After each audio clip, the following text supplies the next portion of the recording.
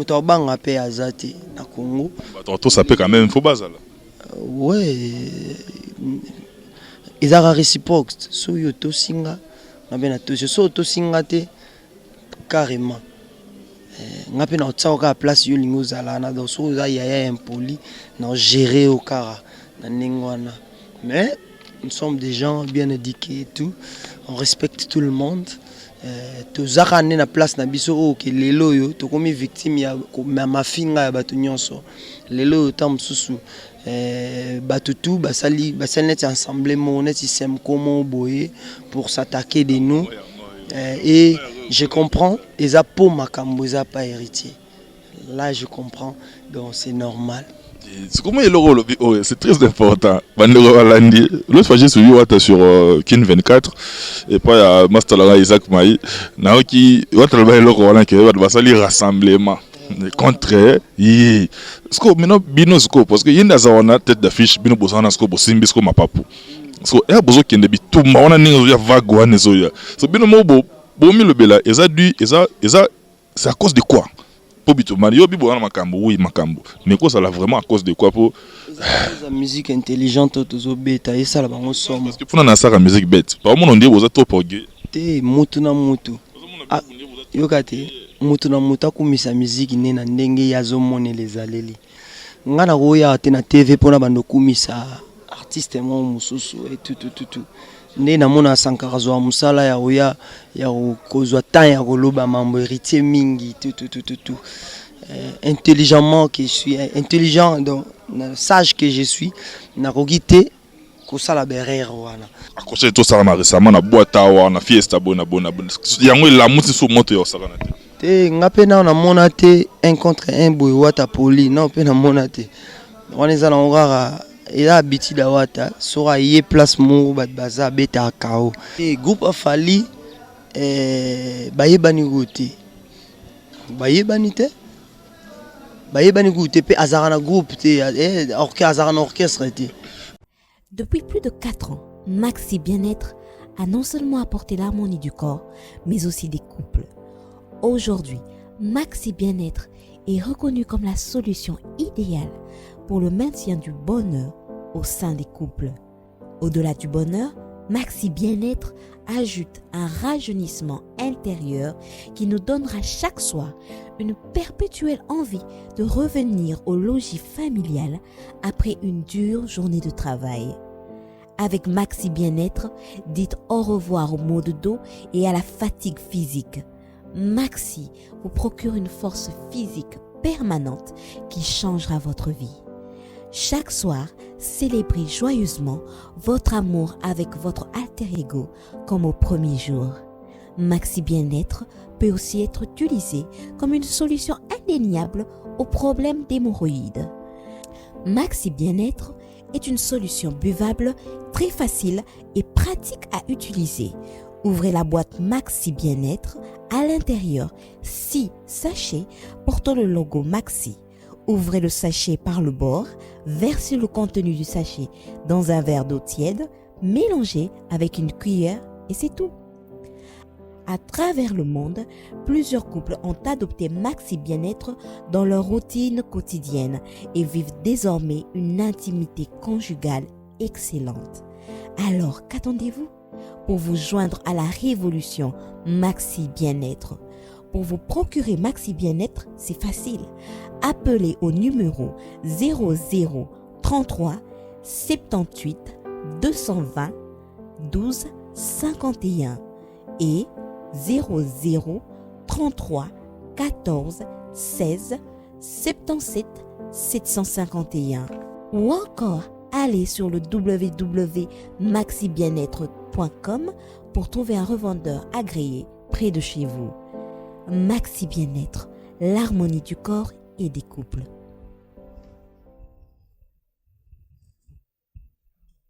Raph Nguindou, le présentateur la force créative Congo Promo. Borotos à la force militaire la Congo Promo. Et faites comme moi, allez voir Congo Promo tv5.com. Raph Nguindou, Congo Promo Ndé. Donc au nom de Jésus-Christ, nous bénissons le Congo Promo. Avec Raph Nguindou, Congo Promo ne tombera jamais. balala et parole du maître. Piccolo Congo Promo Nde. Ouais, balobi Raf Ngindu. Congo Promo toujours, grande puissance. Come Congo Promo qui torcos net in a film. Congo Promo babundana nango. Raf Ngindu. Congo Promo. What a plus, what a boss life. Congo Promo TV, Raf Ngindu #1. Mesdames et messieurs, chers amis internautes, bienvenue dans votre émission Quoi de Neuf, émission socio-culturelle au cours de laquelle j'ai l'habitude de vous dire régulièrement, je reçois pour vous des invités avec qui nous parlons, nous papotons, nous parlons de tout et de rien pratiquement. Et encore une fois, Toza, toujours à Kinshasa, capitale de la RDC, précisément dans la commune de Kassavobo, comme vous allez le constater derrière moi, Fiji Zali, Roumona Mamrambebelezawa, Toza na Gez Arena. Place Ndéronabiso Rodriguez à Salamoi, Saclement culturel et à différents artistes. Bisopé le tout tout na artiste moko comme on a Diego Milito boyebi déjà parce que aussi ko signé quand même en pointe naie na album il y a retiré de héritier Watanabe as membre effectif il y a Tim Wata tout tout na to sur la naie parce que bah en actualité bah aussi ko beta na Béatrice Hotel le tout quand même tout na naie tout sur la naie par rapport à évolution il y a groupe na bango et puis na yemo par rapport il y a évolution na yemo artistique. Mesdames et messieurs, comme je suis habitué à vous le dire, l'information est meilleure lorsqu'elle est prise à la source. Biso na biso stoboro ki na balabala to yetuko tana moko oyo azalaki na podium mokolo wana oyo presta ki pe ne bato mona ki bolande déjà na différentes émissions, mais pour la première fois to yamba na Quoi de Neuf, émission présentée par votre humble serviteur Joe Matope que je suis na solo naye sans plus tarder na lobalanga troté d'entrée de jeu Mbote Diego Milito. Mbote mon frère Joey, Mbote na batutu ba zu occasion otala biso, Mbote na la Pulga, les Magma, Gogan, Maître des Loges, Totorino, Fuego, Maître supérieur. Maître des Loges des jeux de sonner derrière moi, Jean. Ah ouais, tu as bien bon pour makambu, par rapport à makambu. Mutu mtana ninga bingila mtu nae. Ngasko na bien Maître des Loges pour à transpecter makambu mo boyo. Ils ont partout, nulle part, ils ont la rapanaï. Merci beaucoup. On a pu na pesi Mbote Belé na biso bien na boss, boss left quand ara boss na ninge les étoiles na ba ma statue les étoiles wana Mbote na bien place bozali. Mais na zonga na yo Diego Milito bozalaki bokotaki maki. Maki ezwaki bino temps ou ezwaki bino boye bo prester. Yo moko d'abord personnellement. Et là, nini oyo, au monique au fait artistiquement parlant, juger dans nos concerts, nous juger partie mais en tant qu'artiste vous passez par Ina, vous avez la connaissance musicale makasi. C'est la critique d'abord artistique par rapport à concert nabino. Qu'est-ce qui a marché et vous place nini au monaki et beta nini bene fallait salate. Ouais, premièrement, Maki né au lobby de côté Maki effectivement.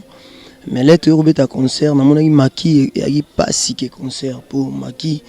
On a travaillé trop, on a fait, on a voix pénionso, voix on a besoin presque tout. Et comme Maki et Kangamaki tout pour na, tu peux ça vraiment dire.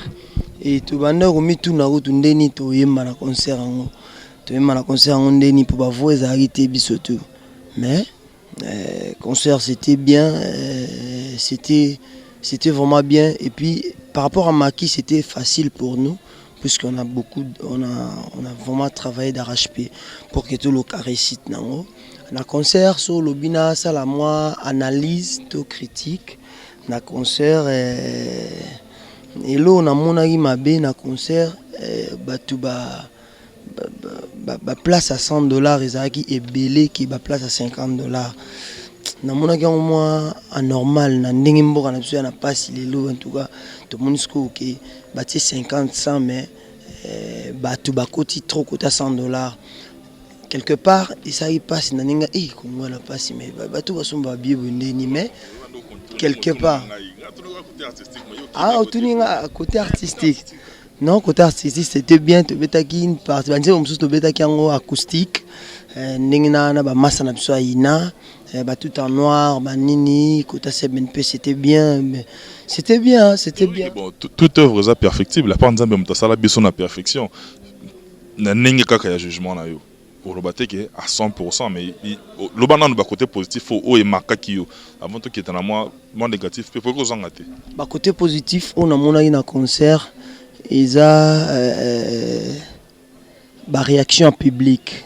Namaramuto Manda Osala. Mon ato bandé ba tout en noir, batuba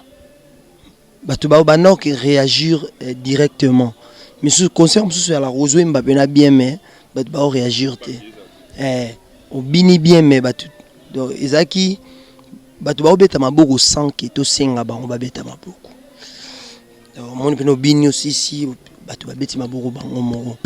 Côté on est marqué nga. Na mon pena ki a public congolais bakomi ko bakomo komande mindele bazala. Né public a mindele zaka. Côté positif, dans mon concert, c'était ça.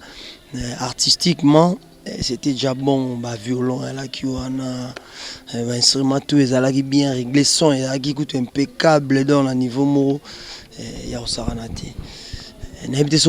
côté négatif. Parce que perfection est arrêtée. On a les mamans au bout de même si vous avez une culture, on a besoin de générer bâtiment. Tout ça, d'autres changer puis moi culture. Faut na Lukasiko à côté nini quoi. Bon non la monité. Non la monité peut-être na mekauta la vidéo ndenge bima. Na kokoza na idée mais en tout cas j'étais satisfait à 100% na concert. Merci beaucoup Milito. Na bandaki na concert ya Béatrice parce que y a un événement. Parce qu'il y a des événements, beaucoup de gens qui ont bosser dur pour travailler. Mais pour revenir à toi d'abord individuellement, avant que tu aies un team Ouata. Les événements pour la team Ouata, ils ont des événements pour la musique à Congo. C'est la musique congolaise. Nabil la team Ouata parce que ils ont des beaux qui sur les devants de la scène. Dans le sens où on est à l'obéli. C'est-à-dire qu'ils ont une musique qui est à Congo, qui à l'honneur. Mais ils ont qui binon des beaux qui sur les devants de la scène. Il y a une bande qui est la team Ouata. Maintenant, c'est Mana Yomoko. Yomoko Diego Milito. Batubabi parcours na Bobima champion de Kinshasa na ezaki de Kinshasa je crois de Kinshasa na concours et Salamaka wana na fréquence star Bobima champion yo zalaki na kati yo zalaki chanteur phare batu ba moni opé na wenge maison mais otika ko tuna elembo ngaziko eloko bangisa ngezalaki lina oh pona yo kaka maquette wana na yo kayo na nzembo ka kol na yo na balobi avec eloko wana so ebimi ko cartonner mais curieusement otika gizo wenge ozongina so na fréquence star. Moi histoire on a fait évoluer pose avec passé moi histoire la transition fait que tu évoluer na biso ouais t'es natika maison mère pour na souci à oyekola na souci à oyekola n'est pas que pour maison mère et ta musique à mabe non mais nga personnellement na besoin na baxer plus la musique na nga on a ebaki et on a gagné na ina pour na ekola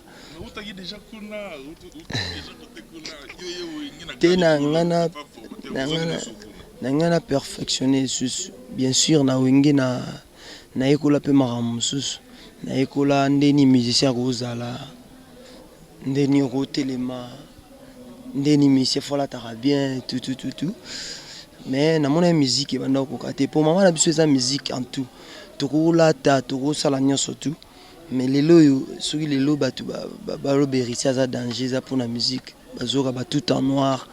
Pour réaliser tout ça, il faut au comme en avance. Les lois héritiers en avance, ils ont ça. Les lois ça la différence. Il y a la team Ouata, n'a orchestre en sous, musique intelligente, auto solo bana. Moi avance ouana. Et c'est un asco au travail. Et y est à exceller dans le travail. On a nion son caca à la maison mère à travailler, d'arrache-pied pour à pousser connaissance nae. Ngasko na préféré qui n'a jamais le rôle na héritier na Diego n'a jamais na quitté maison mère pour que na soit temps na bien yoyo ko la musique oui bah doit finga nga mabe bah bien ndoki a vinanga bah doit bien type wana ba lokai te okosité na bomu na romo na boye kozana ngé maison mère izaki bané en 2009 10 11 ezaki privilège au batu ba mission tout ba rêver bazala nango mais nga na zui yango et puis na tiki yango siko na monaki musika lelo to beta musique intelligente lelo na musicien intelligent comment ba obenga nga musique musicien intelligent soki na yekola gité donc et esengaki na yekola pour lelo naza à l'aise na musique intelligente. C'est le moment morceau ka muke, si ça te dérange pas. Ya muke kaka ya balobi avant to zonga siko na nini na timo. Le temps passé ya ngai. Bozong sa nga kuna bwana. En fait na lobi parce que eza parcours na yo. Eza loko batu muso peut-être ba yoka teme ngana parce que ngana yoka yango. Na yoka maquette nango, na yoka niveau ya chant oza ochana kati. Mais curieusement mais comment akotika loko ya kotika ngo nene. Je pense ça après to zonga sur l'actualité. Écoutons là. Bébé, okoma soso ba bienvenue balobi. Olala kananda kote o bolingo nanga. Ba moni ona ba kwe o ba ya somo au troubler ordre public. Commission de censurer bolingo yo. Ba vivant ba komelaka ba mort retour interdit au pays. Siko nzembo koyemba ngo sala nga pasi.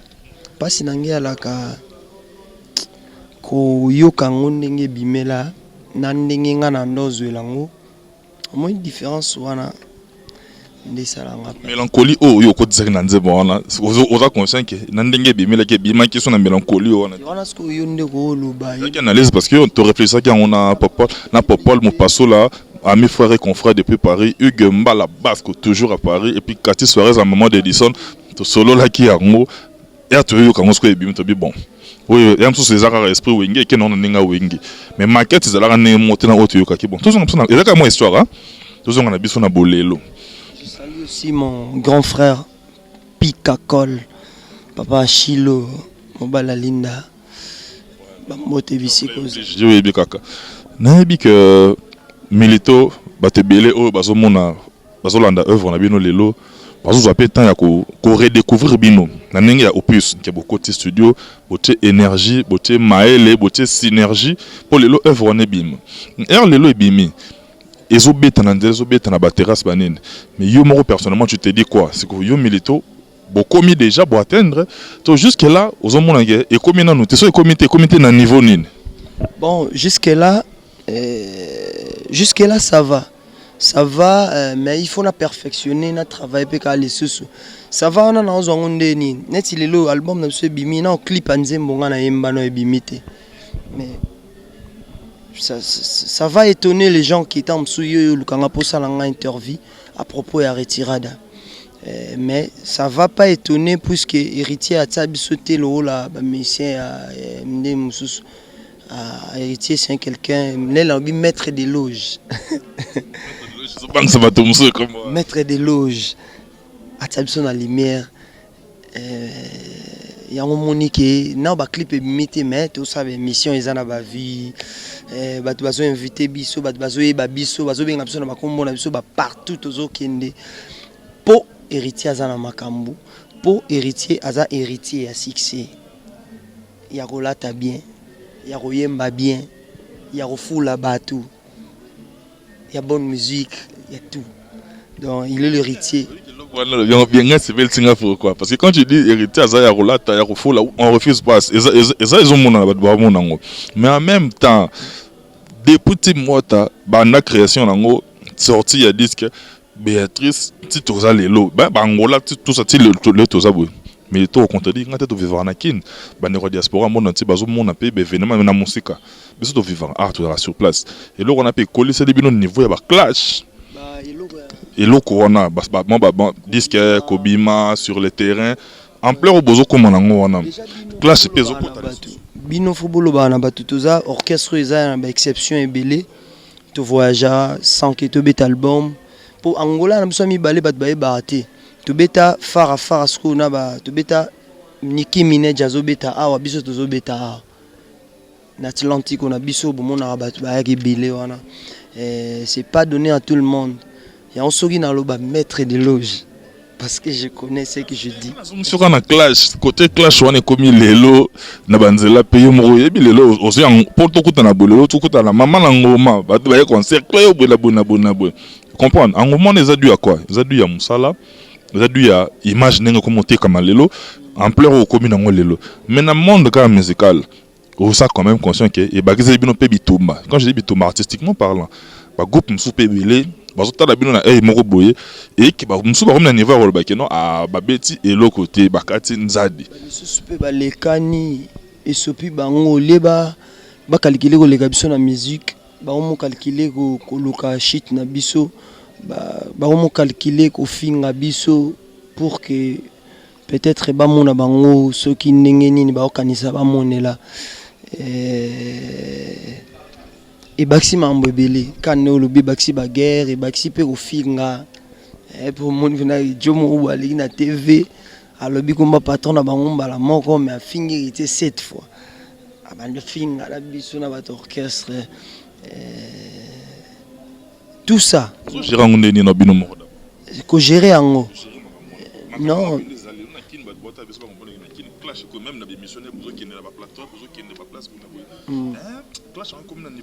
quelque part ça craint aussi. Ouais kobanga ezalaka na bateau bazaneti ba débutant et tout et déjà héritier leur aussi la sélection orchestre nae à monara mambo déjà avant à monaki avant yango azwara pena ba guerrier nde tozala en orchestre wata wana tozabina ba professionnel nde loba tozaba surtout ngana lobango tozaba professionnel nde loba tozaba professionnel les abina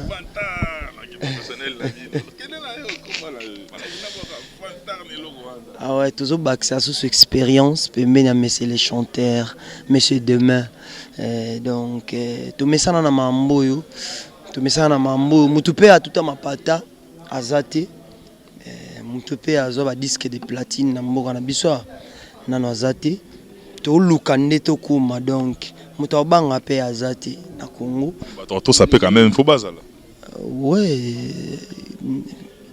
ezara réciproque so yo to singa na bena to so to singa te carrément ngapi na otsaoka place yo lingo zala na donc so za yaya impoli na gérer au kara na ningwana mais nous sommes des gens bien éduqués et tout on respecte tout le monde tozaka na place na biso o ke lelo yo to komi victime ya mafinga ya bato nyonso lelo tam susu batutu basali net ensemble net système comment boyer pour s'attaquer de nous et je comprends les apôts makambo za pas héritier là je comprends donc c'est normal. C'est comment il le c'est très important. L'autre fois j'ai suivi sur Kin 24 et puis Master Isaac Maï qui le rassemblement contre ce que maintenant bino sco parce que yenda za wana tête d'affiche bino bosana sco bosimbi sco mapapu so e bozo kende bituma wana ninga ya vague wana zoya so bino mo bo mi lobela eza c'est à cause de quoi pour bituma yo bibo wana makambo oui makambo mais quoi ça là vraiment à cause de quoi pour la musique intelligente tozo beta et ça la bango somme parce que pour na ça la musique bête par moment on dit boza trop porgé te mutu na mutu yokate mutu na mutu akumisa musique ne na ndenge yazo monela ezaleli ngana koya te na TV pona bando kumisa artiste mo mususu et tout ne na mona Sankara zo musala ya oya ya kozwa temps ya koloba mambo héritier mingi tout intelligemment que je suis intelligent donc sage que je suis na kogite ko sala berere wana donc na oya kana loba ke biso to beta musique intelligente yope musique na yo lobela bat ba valeur ezala pe vrai pour les biso loba musique intelligente loba parler côté Giozalaka et puis parler côté bossa outaki moni vérité na beti Sankara to na lobi vérité mo sur Sankara de compte ouais ils parler oh yo uta ils peut parler oh ah mais na lobi ma bete pona wenge quand même na lobi ka bien pona wenge po ils appellent kitoro mingi te Sankara bunga nzela olia loba mamba wenge akoma loba mambo héritier quand même na on rappelle que bango kande bozong c'est boibsi a le bawe ranson a danger and le batel tel a danger na orchestre na bango olia bando le baka héritier ayebi lo ça sali mabe album héritier za mabe nini pour yo ato ma main a coupé so lobby wana mais sosko tali bino pe bango pe ba bimisa album so tali ba vie album na bango so tali vente album na bango so tali vente album héritier au mona ke ikare ya musika Donc toko se comparer na n'importe qui te bo se comparer na biso ndenge bozo se comparer parce que les lots toko minati unité de mesure mo boy ya batunyo surtout il faut pas se comparer na héritier na ba oyo ba banda lobaki ngafuna ko maneti héritier na yeba à quelques temps na landa confrère na ngamo boy et a plus âgé que nga na musique na banda otala pe ba na TV alobi que non nga pe fona mais papa chéri pe fa pe sa chance to comme maneti héritier je vais échapper à Gino Caporage.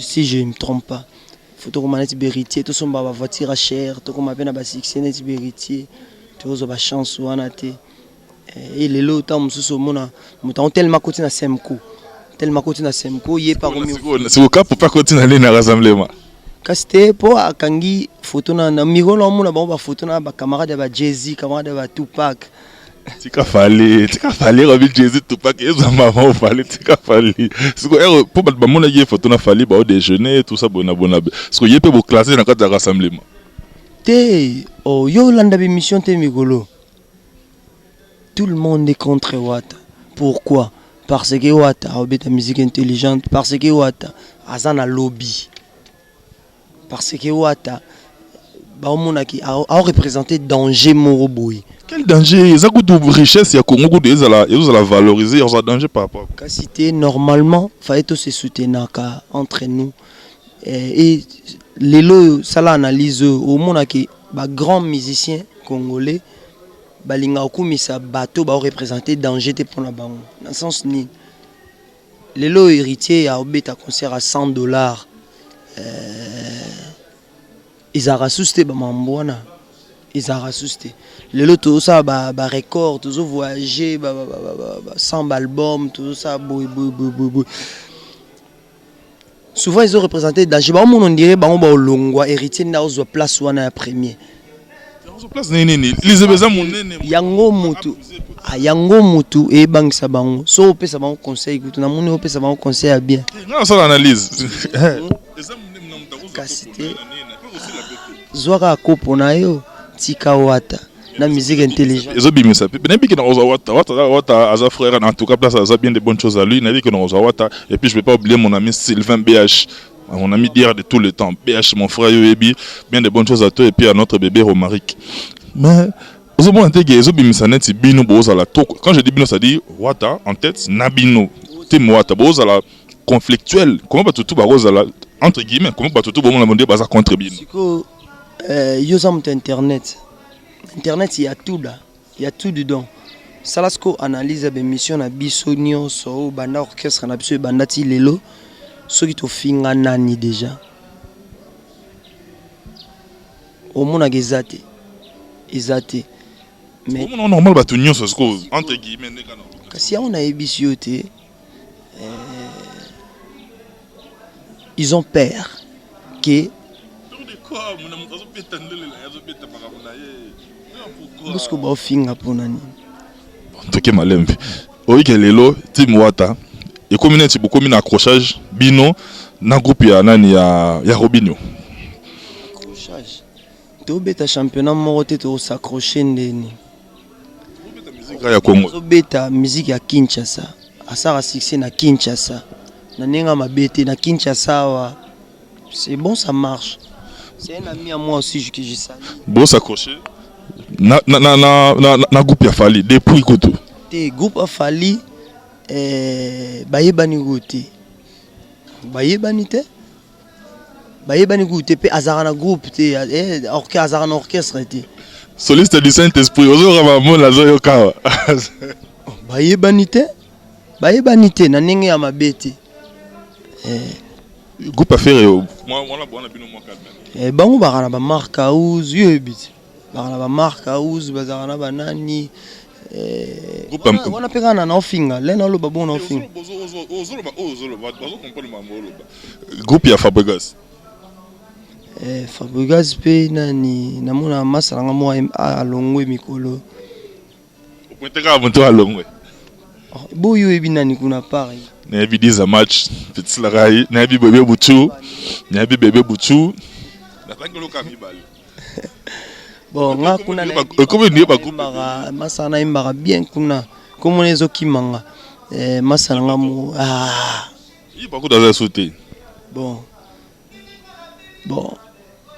bino le comble le comble de l'absurdité accrochage des comme bino na wenge parler côté biona no youta côté ba mishka ba uta côté yemoko wata uta na wenge te tous un problème te na za na problème na wenge de yora mission na biso fingi bata wenge namte il y a que des frères là-bas et tam sugara néolobi à sankaranga ja wenge asataka trop na biso yango moni bat ba okanisa histoire na problème to na problème te eza place to uta accroché tout ça récemment na boîte à na fiesta bona yango la muti sous moto yo sakana te ngape na mona te un contre un boy wata poli non pe na mona te on eza na ngara ila habitude wata sora ye place mo bat baza beta kao eza na normal parce que wata beta na ni ka ona papa na amelise papa bibero te ta mota mambozuluba on eza cri to fini to melisie bibero on eza na cri eza na cri eza ranking te eza na cri à plata surtout maman bona plata ndaibi place à soir d'inspiration ba cri pe wata za animateur ta pe ça peut ba cri te à composer peu ba cri te on a mamba ba plata mais héritier c'est un homme c'est un homme soki lelo akuta na mutu na boîte que ye a osomba ba champagne na ye et qui bat ba nyoku misaye eza rien à voir na manquement à respect c'est rien à voir na ko manquer moninga respect to vie mo boité rien à voir donc oui en son aza père na biso donc aza musicalement to utakuna et tout mais héritier de Asomaka ba champagne na boîte éviter et puis héritier place sur les karabat ba mara héritier yo bien ngote là ina courtoisie à côté na fiesta ba besoin héritier na éviter so yo ngo héritier ba no peksa ba to moko wana te botiko héritier poso manquer au respect. Merci beaucoup Diego Milito. En tout cas, nous tendons lentement mais sûrement vers la fin de cette émission. Bandeko à travers le monde, un site Nabiso Congo pour moi dirigé par M. Raf Ngendo depuis les États-Unis à qui j'ai dit bien de bonnes choses. Big up.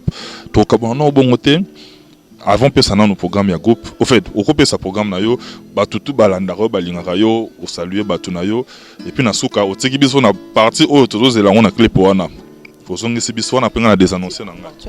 Au clip na ngozo ya. La Bessimbote surtout à tout seigneur, à tout honneur, parmi les créateurs à Diego Vegolo Moucheni, mon grand frère, parmi les créants, Vegolo Moucheni, beaucoup de respect. La Bessimbote na frère na Olivier, na mon espace au Petoza, Pembeniara. Olivier de maison mère mutuna aux famille. Ce qu'on a le babna comme mboka Olivier Lokula. Donc je salue Olivier Lokula, Ben Paul Narev comme on dit. Je salue Garçon Fashion, je salue Bovik Mbala na Paris wana na Pesimbote na Fima Sidi na Kotibo na Mimi Dadi Mavungu, Cheribou dans les réseaux. Na Pesimbote na Simon Teka à Lava, na Pesimbote na Londres, Chims Kabengele, Dussi Cornelia aussi, je salue. Na Koti na Suisse, na Mouni, les mannequins de Switzerland, Landry Barthez, Ope Sarantzango, na Boss Adamou Gracia, na Mosika, na Pesimbote na Maître Zéfi Moya, ya Mère Anto Atouf, ainsi que na Bata Poto Belé au Bagio visité, biso Bagi seulement. Bamsou basel ba 3 journées c'est Mike Lovalova. Ba otimi ki ba eka gota la concert ya Béatrice Hotel. Na pesi mbote na Mike Lovalova, Junior Bongo, Union Européen, Trésor Mbombo, KOL Paris t'appartient. Na pesi mbote na Général Aka Foulek, mon général que je salue. Na pesi mbote na Koudou, quand Claude Sangila Bisiko Zali, na pesi mbote na grand frère propre Joe Lokis, Bisiko Zali ainsi qu'il y a toute la famille Bokeh. Na Pesimbote na batutu balinganga Trésor Mbalika da Fabrice Kimpala na nenga ba Kinshasa Lambert Osango notre président na Simbote, na Biro na biso Mobimba, Sylvain BH, je pense à Christian Champagne, Mopemba, Charlie Robenga, Junior Kilabax, de Dichung, Défense, ainsi qu'à vous Trésor Mbalikada, ainsi qu'à tous mes amis, bienvenue sous la Ngodo, Ronald Bay, Black Star congolais, ainsi qu'à maman Mimi, Naïmba Nini, guitare ya moi Jean. 13 ans pour tout, amour na ezwa ta formule à université. Comme ça na ya nga milito na kati ya ntima na yo. Kuna nga na ya simonte kana faculté ya tendresse. Popasi ya bolingo etinga mangate. Joe, Cherry Bouddha, Diezola dadile kiki kote la ngai. Merci beaucoup Milito. Navi Kebandeko voilà ndi ba sepeli tozo sous prochainement na ba rep. Oyo toza na kitambo wana. Bana kitambo nyonso ba occasion tala biso. Ba mbote bisiko ozali bana kasavu butu na lela bino fort donc. Merci Milito. Mesdames, Messieurs, c'en est fini avec votre émission Quoi de Neuf. On a commis à Souka. Les temps en c'est un grand merci. Notre coordonnateur Serge Piana. Et puis derrière la caméra, Cédric Bampal Ngalamolome. À l'habitoko Marobé les professeurs des élèves. Ça n'engage que lui. Il y a commis les professeurs des élèves, Cédric Bampal Ngalamolome. Héros dans l'ombre opérationnel quoi. Les professeurs des élèves, voilà, ça n'engage que lui. Mbote na batutu batali ngai, Jean-Louis Mbanga en Angola, Daniel Bumba, le bulldozer, très crédible na Kinshasa, mon cher ami Webine Tozalaka, Mama Statou Nakine, Laura Silbert, Likaya Bapembe, Trazo Tambe Mopassa R13, Jojo Lina, Maître Yannick Bodine en profondeur, Chaoraga, Bill Tornade, Kokwa Moka, Mama Statou na Lingibino Yatro. Du côté de la Belgique, Yves Nsakala Chiabo, Yves Yovasco, mon ami, Bambote en place aux alliés, Eder Olivier Lebe, Network Nora na Baby Play, Wana et Senwa, Tona Baninga Nyonso. Je vous aime beaucoup, Cathy Suarez, la maman d'Edison, Bambote Nayo, Trésor Manze, Maître Tribo, Jean-Claude Moutamba. Jean-Claude Moutamba du côté de la Faux du Sud, mon frère. Big up à toi, madame, et puis Nabana Nyonso. Bambote Boza, tellement belé, je ne peux pas saluer tout le monde, je vous aime beaucoup. Numéro les avons affiché. Message, remarque, suggestion, Nabino, vous allez bienvenue quoi. Moi je suis là pour vous. Joe Matop Nabino, yeyo. Un homme grand à la démarche tranquille quoi. Q17, quotient intellectuel quoi. Bien des bonnes choses à vous. On a Kabane Nabino, Joanna Marilyn Matop et Ombre Jaune. On a bébé Nangana Soukaranaye. Tolobi condoléances te na tutu ba congolais nyonso pour na papa na biso. Tu sais que dit. En tout cas, ma condoléances à la Congolais sur la diaspora, à Kinshasa, il y a partout. Au Balandi, Bissou, pour la paire Nabisso. Merci Milito. Moi je vous dis bye, je vous retrouve la fois prochaine avec le même plaisir. Tokaboli une belle mélodie à Diego Milito. Je vous dis bye.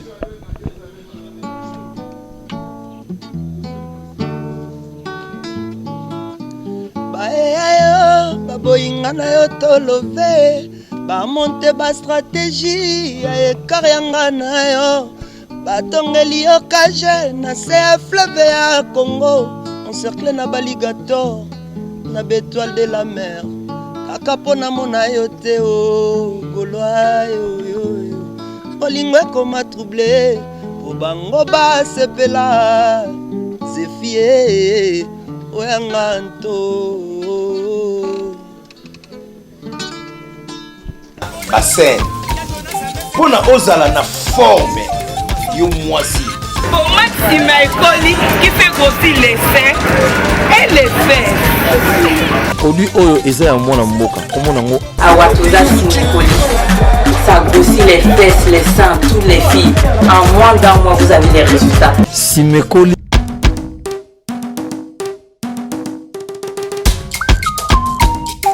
ozanga libele ozanga hanche t'as pas de fesses t'as pas de hanche il y a caché à Batuza retrouver solution bonheur nayo il y a vraiment des vrais résultats avec mes produits je vous salue tous numéro d'Ali 07 51 11 09 75 Awatoza Simekoli